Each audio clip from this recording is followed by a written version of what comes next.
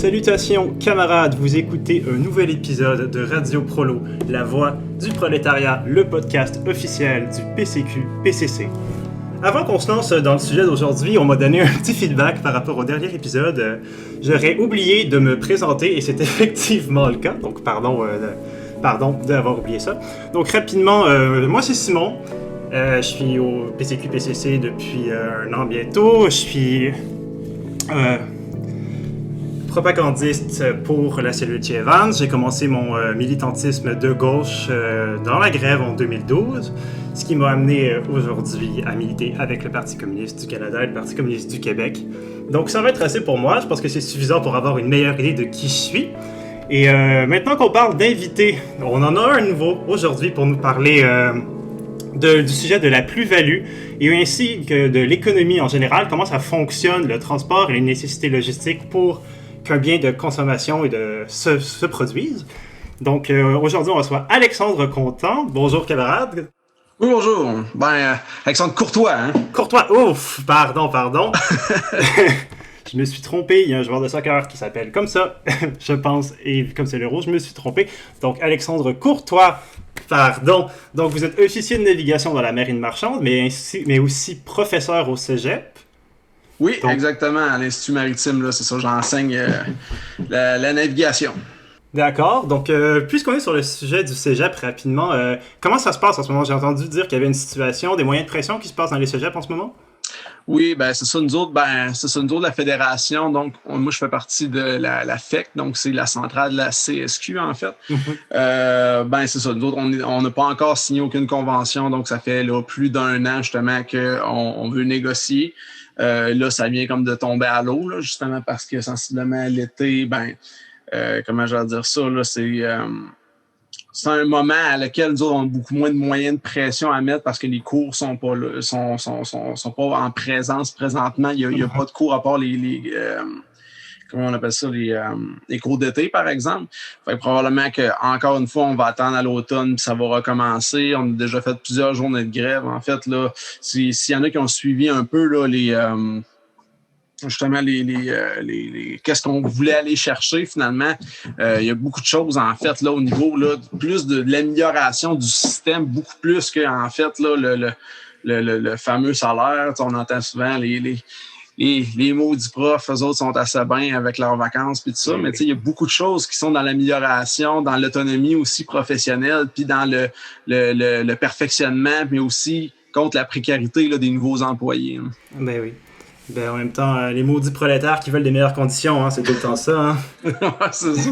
Est-ce que nous pourrions vivre décemment, s'il vous plaît? Non, merci. Donc c'est plus difficile, là, comme vous dites, de faire des moyens de pression vu que ça se passe sur Zoom, les cours. Donc, il n'y a pas d'action, puis pas de moyens de pression en personne. Là, présentement, c'est ça. Il y a eu les employés de service aussi qui sont là-dedans aussi, qui font partie, là. On a eu les employés de soutien. C'est ça qui est particulier aussi, là, dans cette... Comment on dit ça, l'écosystème syndical là, dans différentes institutions, c'est que tu peux avoir, en fait, tu as plusieurs groupes de travailleurs à l'intérieur. Tu as justement les enseignants, mais tu as aussi les professionnels de l'éducation, puis tu as aussi les employés de soutien. Fait que dans le fond, tu as la CSN, entre autres. Fait que nous autres, on va essayer de se montrer justement solidaires à la CSN, participer à leurs événements. Fait que, dans le monde aussi, ils ont fait des grèves. Fait que quand c'est la CSQ, nous autres, on est avec les professionnels de l'enseignement. Fait que nous autres aussi, quand on fait la grève, on fait le piquetage en même temps. Fait que c'est assez complexe, puis justement là, on est vraiment frappé comme un mur de briques là. On reçoit là, dans le fond, pratiquement à chaque 2 semaines là, un retour sur ce qui se passe aux négociations. Puis c'est pas pour rien, on fait pas ça pour le plaisir la grève. Là. Non, c'est sûr. Là. Il y a vraiment un blocage à ce niveau-là. Puis tu sais. Qui ne dira pas qu'à l'avenir, on fera pas là, une grève illimitée cet automne. Sait-on jamais. Là, dans le fond, ça commence à être ridicule. Là. Justement, ça va presque faire 1 an et demi là, à partir du mois de septembre. Oui, c'est ça. Mais les grèves, comme la Révolution, on ne fait pas ça par gaieté de cœur et par hobby. C'est un outil dont on se sert pour se défendre. Les gens sont souvent oubliés ça d'ailleurs sur la Révolution, qu'on ne fait pas ça pour le plaisir. C'est pas ça qu'on veut faire dans la vie. On veut les meilleures conditions et c'est un outil. C'est une finalité dont on a besoin pour arriver à notre objectif. Donc, parlant d'objectif, maintenant, passons à notre programme principal, qui se trouve à être la plus-value. Qu'est-ce que c'est que cette plus-value-là? Les marxistes, les communistes, on en parle souvent, mais qu'est-ce que c'est, Alexandre Courtois? Qu'est-ce que c'est que la plus-value? Ben, c'est un concept qui est pas, comment je pourrais dire ça, qui est pas, ça, c'est quelque chose qui est intéressant. C'est pas, c'est pas exclusivement justement les marxistes qui vont parler. Même là, si on lit là, The Wealth of Nations là, de Adam Smith, là, un des gros théoristes du capitalisme, va commencer à parler justement de la plus-value, entre autres. Mais la plus-value, quand on parle justement en termes marxistes, en réalité, qu'est-ce qu'on va faire? C'est qu'on va avoir justement on se rend compte que finalement, c'est les travailleurs qui créent de la richesse. Fait qu'en réalité, donc, le travailleur va, par son travail, en fait, réaliser, comment je pourrais dire, va prendre un matériel puis il va le transformer, par exemple. C'est sûr que ça va plus vite, ça va mieux avec des exemples, par exemple. Ben donc, justement, un bricoleur. Donc, le bricoleur va fabriquer un mur, la maison. Donc, la maison, si justement le propriétaire de la compagnie qui construit une maison, ben, rémunérerait à la valeur à laquelle son travail vaut, ben, il n'y aurait aucun profit qui serait sorti de ça. Fait que dans le fond, ce qu'il faut comprendre, c'est que finalement, pour avoir la notion d'un profit, ben, c'est sûr qu'il faut retirer de la valeur, une partie du moins de la valeur à laquelle justement ce travail-là vaut. Fait que dans le fond, si je vous dis, par exemple, que je sais pas, moi, si je travaille dans une... mettons, je suis un conducteur de bétonneuse. Fait que le bétonneuse, mettons, il loue ça à 200$ de l'heure. Bon, mais par exemple, moi, je suis payé, je sais pas, moi, 20$ de l'heure. Voyez-vous justement comment la différence entre les deux, parce que lui, qu'est-ce qu'il y a, c'est le patron, finalement, la seule chose qu'il a, finalement, c'est son capital. Fait que dans le fond, vu qu'il est propriétaire du capital, ben justement, il peut développer une certaine plus-value, dans le fond, qui revient à lui, puis qui est justement là, qui est la source du profit, un peu, finalement. Mm-hmm. Donc, si je comprends bien, le prolétaire, l'employé crée la richesse et le patronat extrait ce qui a été créé en plus et le met dans ses poches à lui plutôt que de le donner à la personne qui a créé la richesse. Oui, exactement. Parce que dans le fond, disons, ce que les marxistes clament finalement, puis on entend souvent, c'est que ce soit justement les propriétaires, faut pas les oublier aussi, là, les grands propriétaires, que ce soit terriens ou que ce soit au niveau du logement, tout ça, ou justement les grands capitalistes, ben c'est sûr que théoriquement, c'est pas une classe qui produit de la richesse, dans le sens que eux autres vont mettre eux autres, ils possèdent les moyens de production, mais le fait que le peuple aurait les moyens de production, ben il y aurait toute cette partie-là, en fait, ben là, c'est fort un peu comme mot, là, mais cette classe-là un peu parasitaire, finalement. Ah, on peut le dire. Je pense que c'est un terme qui est approprié dans le scolaire, les parasites sociaux. Qui vient finalement, justement, extraire justement ces profits-là pour des comment je pourrais dire ça, pour fin personnelle, pour fin personnelle, ensuite de ça va être la finance puis tout ça, donc ça va être réinvesti et compagnie. Mais à la base, c'est ça. Donc, puis, moi, dans le fond, ce que je voulais il y en a beaucoup qui sont, comment je pourrais dire ça, beaucoup des plus grands théoristes là, au niveau de la plus-value en tant que tel, au niveau du marxisme. Mais moi, de base, vraiment, ce qui m'intéressait aussi beaucoup à voir, c'était justement la création de la richesse en tant que telle. Parce que j'ai beaucoup de gens que je fréquente qui ont un esprit justement penché vers la gauche, qui vont avoir qui vont lire, par exemple, différents essais là, de différentes théories là, de municipalistes, par exemple, là, où on va former des communes, puis dans le fond, par exemple, une ville comme Rimouski va devenir là, une cité-État autosuffisante. Là. Ben, tu sais, ça marche pas de même dans la vraie vie. Là. On est loin de pouvoir faire ça, puis en fait, tu sais, probablement que c'est pour le mieux, tu sais, d'une certaine façon. Là. Fait que justement, ce qu'on va avoir, c'est justement, qu'est-ce que ça prend? Ça prend justement 4 grands, comment je pourrais dire ça? 4 grands éléments, finalement, là, pour extraire finalement de la richesse. Ça prend le terrain, ça prend justement le labor, fait que dans le fond, ça prend les travailleurs, ça prend justement le capital, donc les moyens de production, finalement. Puis ensuite de ça, le transport. Fait que dans le fond, pour l'amener. Fait que qu'est-ce qu'on va avoir là-dedans? C'est si, par exemple, c'est ça, là, je simplifie un peu, mais la ressource naturelle, on va voir que justement, c'est pas dans l'intérêt du capitaliste de développer justement les pays dans lesquels on a des ressources naturelles. Fait que dans le fond, on va généralement les extraire. C'est ce qu'on entend souvent, si vous lisez un peu, là, entre autres, là, ce qu'on appelle l'extractivisme. Fait qu'on va venir chercher la matière première, puis on va aller la transformer dans les pays qu'on appelle industrialisés, finalement. Puis, fait que là, dans le fond, si on irait, par exemple, dans nous autres, on le voit un peu, là, il y a des graphiques, entre autres, qui sont basés beaucoup là-dessus, là, qui déterminent justement là, le pourcentage d'économie relié, par exemple, à la transformation versus à l'extraction des ressources naturelles. Puis il y a un clash là, vraiment entre le nord global puis le sud global, là, vraiment où ce que justement on va extraire. Puis pour, même là, quand au départ, là, vraiment, là, de l'industrie minière, ils parlaient même que une des façons, en fait, quasiment une des comment je peux dire ça, des nécessités pour faire du profit là, avec justement une industrie qui est minière, c'est comment je peux dire ça, c'est de faire fi finalement des externalités. Fait que dans le fond, c'est quoi une externalité? C'est tout ce que la population en fait, là, sera pas dédommagé justement par la compagnie minière. En fait, c'est tout ce qu'on appelle on pourrait appeler ça en termes un peu plus militaires, là, des dommages collatéraux. Fait que dans le fond, finalement, la diversité, par exemple, la diversité de la faune, par exemple, ça peut être la flore. Donc, on va couper des forêts. Dans le fond, bien souvent aujourd'hui, c'est des mines à ciel ouvert, entre autres. Donc, ça va être la construction de routes, ça va être on va construire justement des quais, on va construire des ports pour les navires pour faire sortir. Fait que c'est sûr que ça a certaines qualités parce que jusqu'à un certain point, on va construire des infrastructures. Malheureusement, justement, ce qui arrive souvent, c'est que... Dans quel but on les construit, c'est pour faire le profit, mais quand même, ça a un avantage, entre guillemets, si on veut.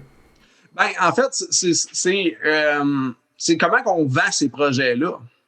Parce que dans le fond, c'est sûr que si tu arrives dans un pays puis tu dis finalement qu'on est là pour on est là pour te voler, finalement, ça paraît mal. Bonjour, c'est un parasite, je suis là pour vos ressources. Accueillez-moi. Ouais, c'est ça. Fait que ça paraît mal. Fait que bien souvent, c'est ça. Fait que vont demander, en plus, ben ça, c'est une autre affaire, ils vont demander au gouvernement justement de les aider à bâtir ces infrastructures-là. Donc, justement, si on a une exploitation minière, ben là, ça va prendre justement des camions, donc ça prend des produits pétroliers. Fait que pour ça, ben, il faut faire venir des pétroliers en tant que tel. Donc ça prend des quais puis un terminal, justement, pour être capable de recevoir ces produits-là. Ensuite de ça, ben, ça peut prendre soit un pipeline, justement, pour envoyer ça directement, justement, à la mine ou carrément, justement, monter ça sur des camions pour aller porter ça. Donc, ensuite de ça, ben, la même chose. Tous les moyens de production, c'est très rarement bâti sur le site. Donc, on va les transporter aussi sur des navires. Donc, on va partir, par exemple, du Canada avec des pelles mécaniques, puis tout le kit. On va envoyer ça là-bas. Puis ensuite de ça, ben justement, on va commencer à exploiter. Fait qu'en réalité, oui, il va y avoir des routes qui vont s'être bâties. Oui, il va y avoir justement des usines, par exemple, au niveau de l'asphalte, au niveau justement peut-être des aciéries, au niveau des bétonnières, parce que c'est la création d'infrastructures. Fait que oui, effectivement, il y a une augmentation de l'économie locale. Par contre, justement, comme je disais, c'est toutes là, les externalités qui sont, comment je pourrais dire ça, là, qui sont plutôt négatives. Là. Donc, justement, là, d'avoir, là, entre autres, on utilise beaucoup d'acide, là, justement, dans la purification des minéraux. Donc, ça va souvent infiltrer les nappes phréatiques. Tu as beaucoup, justement, de peuples autochtones, par exemple, en Amérique du Sud, justement, qui vont avoir là, des maladies, par exemple, ou de la mortalité infantile, là, entre autres, à cause des projets miniers. Oui. Donc, on vous construit des belles routes qui vont de l'usine à l'usine pour transformer, mais en échange, vous avez des maladies et des infections. C'est un peu ça? Ouais, ben, on en est même, puis c'est ça l'affaire, c'est qu'on n'en est même pas encore là. Fait que, dans le fond, d'un certain sens, on va extraire la ressource, mais la ressource, en réalité, on lui donnera pas justement une plus-value en réalité. On la transformera pas nécessairement sur place. Bien souvent, qu'est-ce qu'on va faire? C'est qu'on va la sortir du sol, on va purifier un peu, puis ensuite de ça, justement, on va la mettre sur un navire, puis on va l'envoyer dans une autre destination. Puis là, à ce moment-là, comment je pourrais dire ça? L'avantage économique est beaucoup plus grand quand on va commencer justement à utiliser notre boulette de fer, par exemple, donc l'envoyer dans des hauts fourneaux avec du carbone, créer de l'acier. Ou, par exemple, justement, utiliser, le fabriquer, justement, faire, comment je peux dire ça? Arriver dans la deuxième transformation. Fait que là, dans le fond, par exemple, tu vas aller au Nigeria, par exemple, ou des pays pétroliers qui a du pétrole brut, ça va être ce qu'ils appellent des very large crude carrier. Fait que dans le fond, des très, très gros pétroliers qui vont remplir ça de pétrole brut, puis ensuite de ça, ça va être raffiné ailleurs.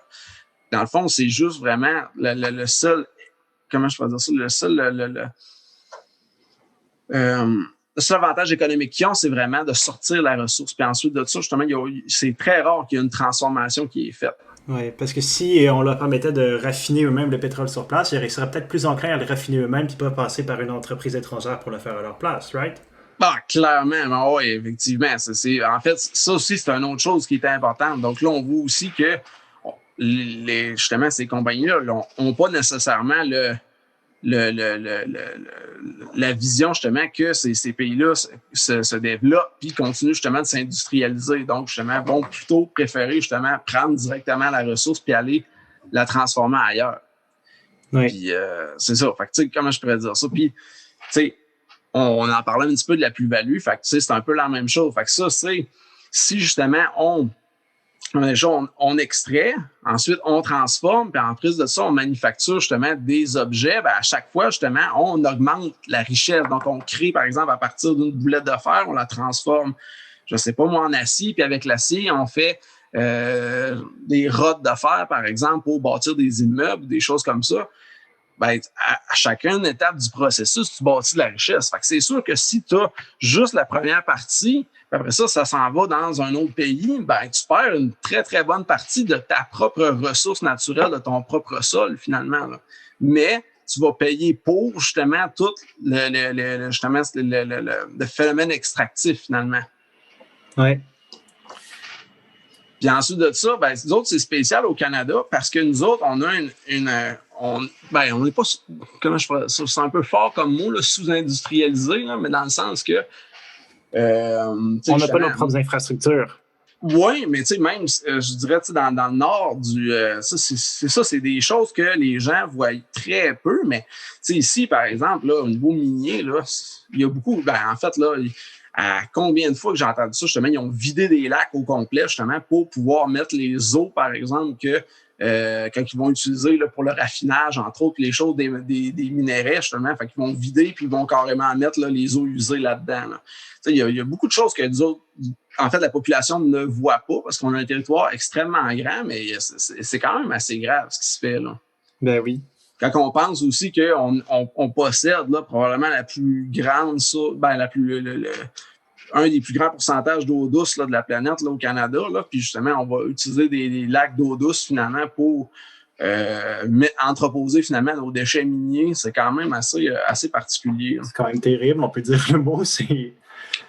Puis, c'est ça, si on prend par exemple des mines comme Deschêpson Bay, fait que dans le fond, qui est dans le nord du Québec, là, dans le fond, dans le Nunavik, puis en fait, là, ce qu'on sort de là, par exemple, peut-être moins cette mine-là, mais il y en a plusieurs, par exemple, où est-ce qu'on va sortir du nickel, où est-ce qu'on va sortir du cuivre, où est-ce qu'on va sortir même à cette île du fer, vont être mis sur des bateaux, puis vont être transformés ailleurs. Fait que même nous autres aussi au Canada, on est privés d'une certaine richesse collective, en fait, qu'on devrait posséder là, pour l'ensemble, finalement, du peuple canadien. Donc, dans le fond, ce qu'on fait, on extrait nos propres ressources, on les envoie à l'étranger pour qu'ils soient transformés, puis on les rachète. Absolument. Pour s'en servir. Donc, on rachète nos propres ressources pour que un patron, en général, une compagnie, un groupe d'actionnaires, se fasse le profit à notre place collectivement. Oh, c'est ça. Clairement, justement, c'est comment je pourrais dire ça. Puis, tu sais, à cette île, là, moi, j'ai déjà été, puis, tu sais, les bateaux qui vont là sont immenses. Là, immense comment? Ça peut être, c'est ce qu'on appelle les China Max. Ça prend un bateau parce que ça prend un bateau pour remplir le bateau parce que le navire est tellement gros qu'il peut pas aller à quai. Donc, sinon, il toucherait dans le fond. Fait que tu as des autodéchargeurs, justement, qui sont remplis de boulettes de fer. Donc, il n'y a aucune transformation à part un peu, là, justement, de raffinage dessus. Puis, ils déchargent ça dans le China Max. Ensuite de ça, là, ça a amené, par exemple, à Shanghai. Ensuite de ça, ça va être transformer dans des aciéries. Puis après ça, ben, ça va aller dans des manufactures, ça va être bâtir pour, par exemple, des couteaux, ça peut être des beams d'acier, puis ça va nous être retourné, là, ben, souvent par porte-container. Fait que là, ben, là, ça va être le retour des produits finis. Fait que là, nous autres, on va acheter justement les produits finis qui peuvent être bâtis avec notre fer canadien. En tout cas, tu sais, fait que ça donne des, comment je pourrais dire ça? Tu sais, ben, souvent, on dit, nous autres, on est faible au Canada au niveau de notre économie si on entend souvent ça, là, plus un discours à droite, comme par exemple, sont contre les environnementalistes parce qu'ils disent que sensiblement, nous autres, au Canada, on a une économie qui est extractiviste parce que, entre autres, on vit beaucoup, puis pas juste l'Alberta, là, Terre-Neuve aussi, puis au Québec, ben, on subit beaucoup de pression à ce niveau-là, au niveau pétrolier. Fait qu'au niveau de l'exploitation pétrolière, on dit justement, on est rendu au niveau de la transition énergétique, mais justement, on va avoir beaucoup de combats à mener parce que justement, ben, l'économie canadienne n'a pas su se diversifier pour justement faire de la deuxième puis de la troisième transformation. Donc, on est prisonnier du pétrole, donc on n'aura pas une nouvelle alternative. Ben, tant que justement, on n'utilisera pas nos propres. Ben, on nationalisera pas nos propres ressources, puis qu'ensuite de ça, on soit en mesure de créer des biens, justement, nous autres mêmes, donc leur donner justement des valeurs supplémentaires que de simplement domper ça, justement, dans un bateau pour que sensiblement, ça soit, en fait, le développement économique soit bâti ailleurs. Fait que dans le fond, une fois que ça serait ici, on bâtirait notre acier, on bâtirait justement là.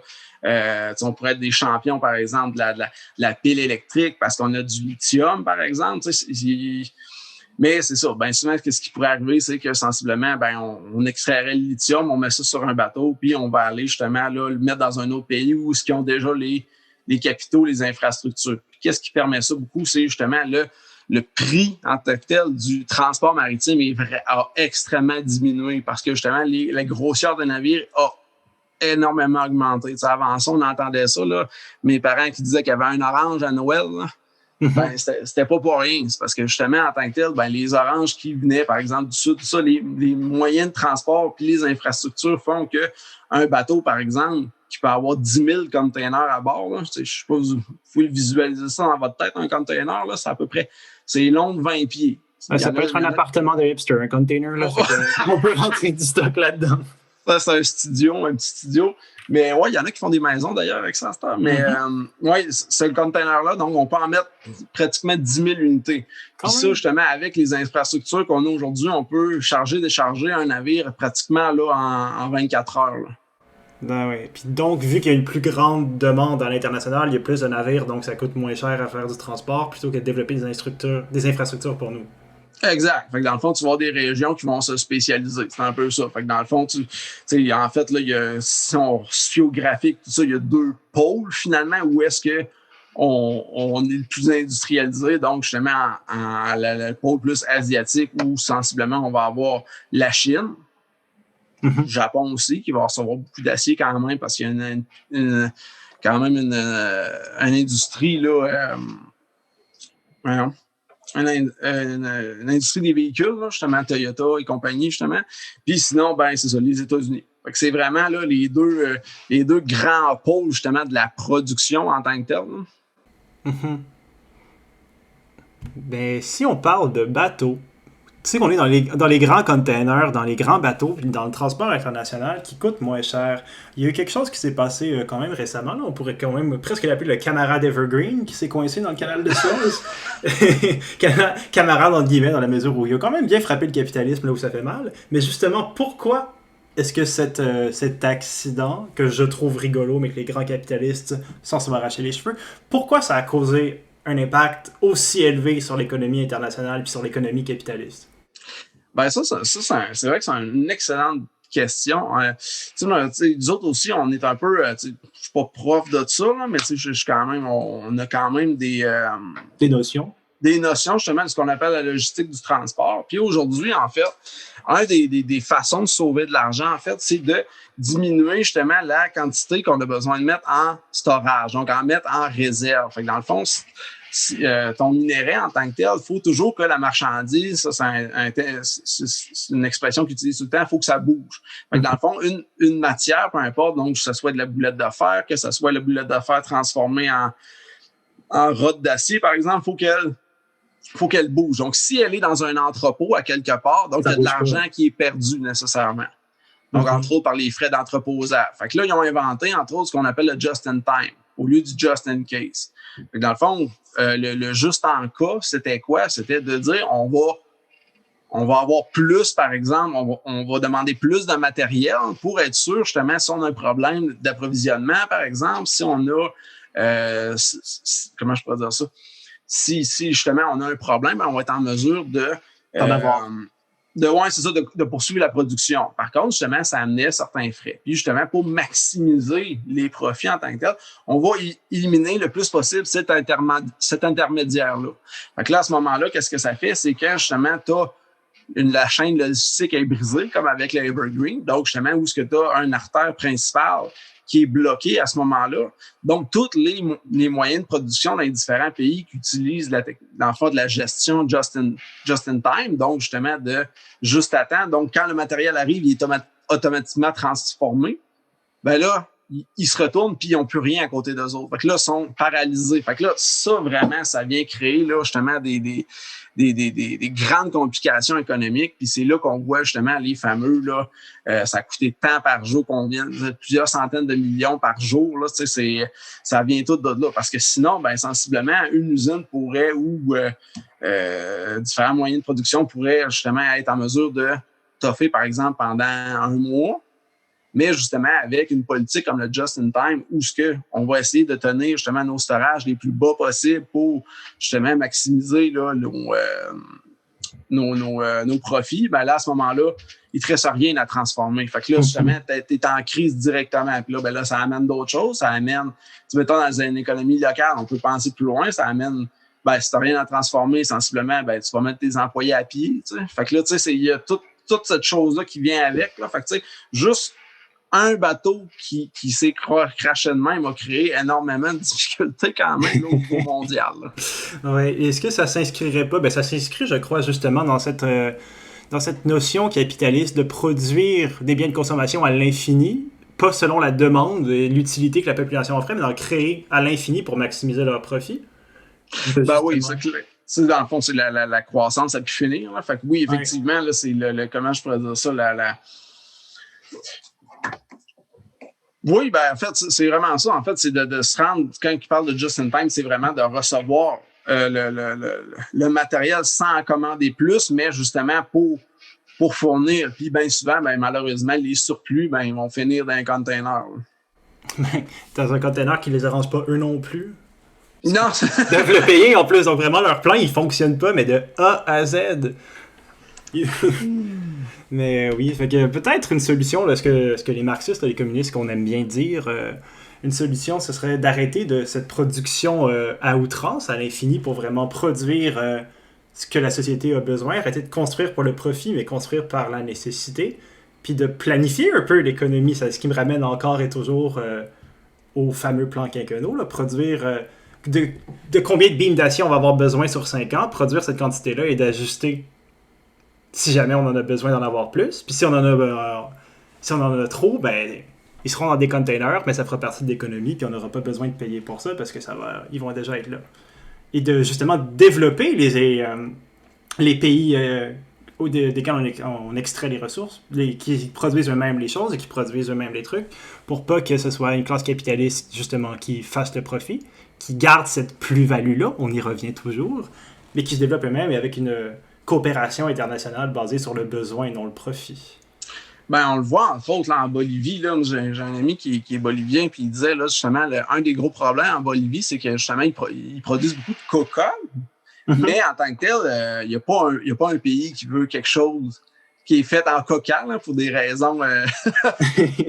pour des raisons morales, entre guillemets. Ouais, entre guillemets, mais entre autres, là, les autres, ils disaient que tu pouvais acheter tout au coca, genre. Fait que dans le fond, il y avait de la pâte à dents, il y avait, tu sais, fait que dans le fond, eux autres, ils ont pris justement les fermiers, finalement, donc, qui produisaient finalement le coca, puis ils ont sorti finalement leur propre brand, finalement, pour les aider justement à l'intérieur du pays, là, à aider finalement leurs fermiers qui étaient producteurs, finalement. Fait que là, à ce moment-là, ben, justement, comment je pourrais dire ça, ça vient augmenter l'économie nationale.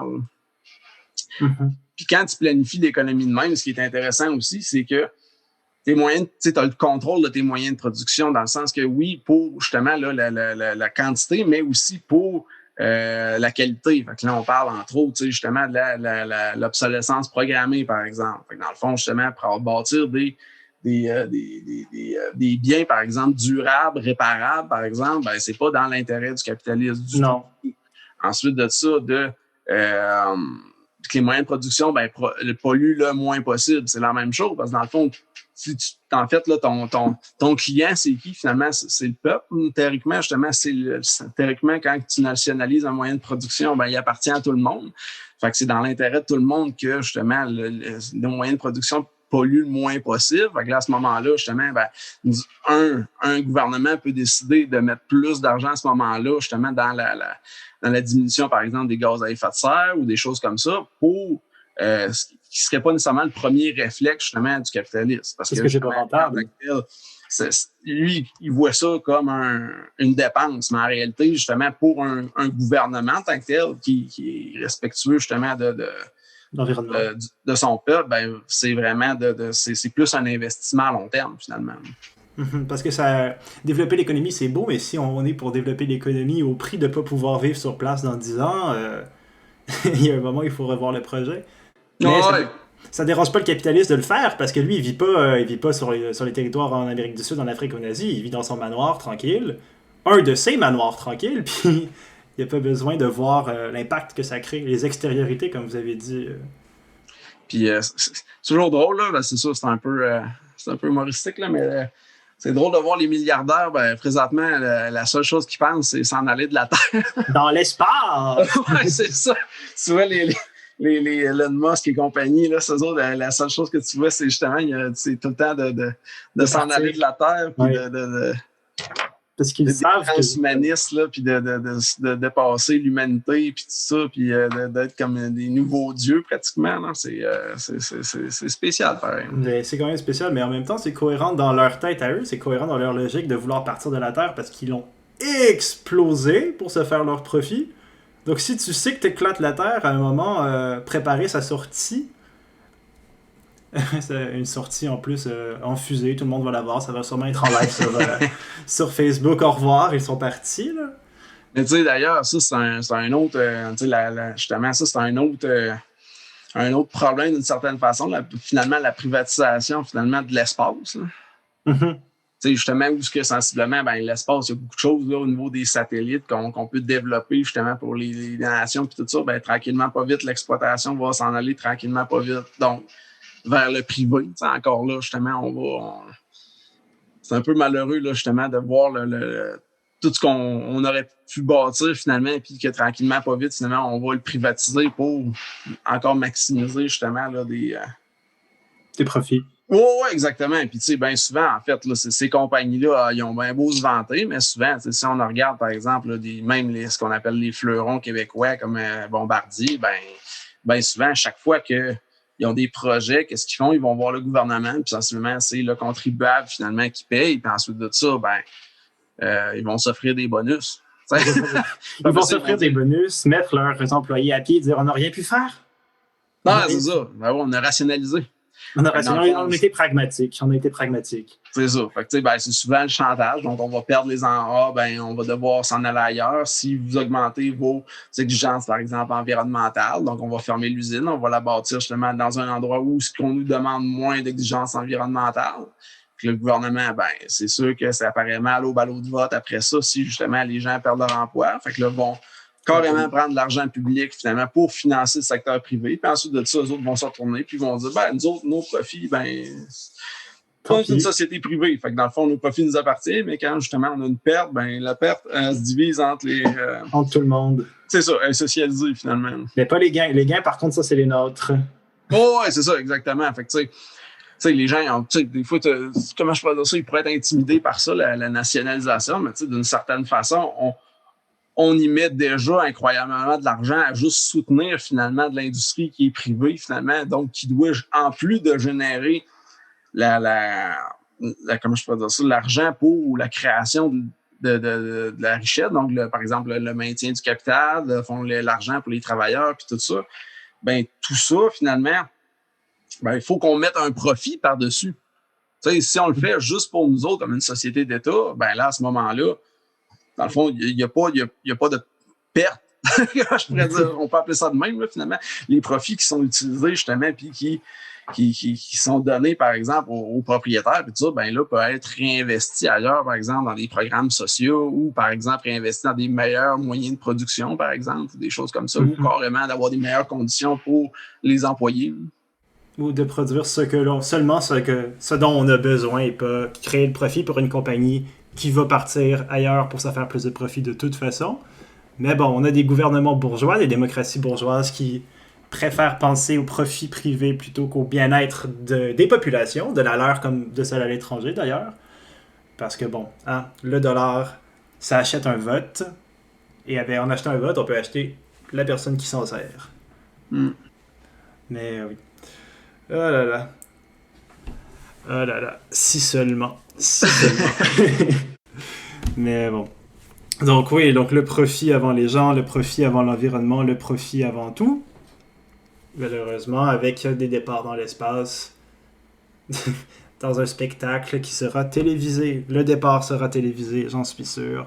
Et bon, si je peux passer un petit message au Musk, aux Bezos de ce monde qui rêvent de l'espace, eh bien, allez-y, à la condition que vous y restiez. À la condition que vous y restiez. Et si jamais le cœur vous en dit, dans un effort de curiosité scientifique, allez étudier le soleil d'un peu trop près.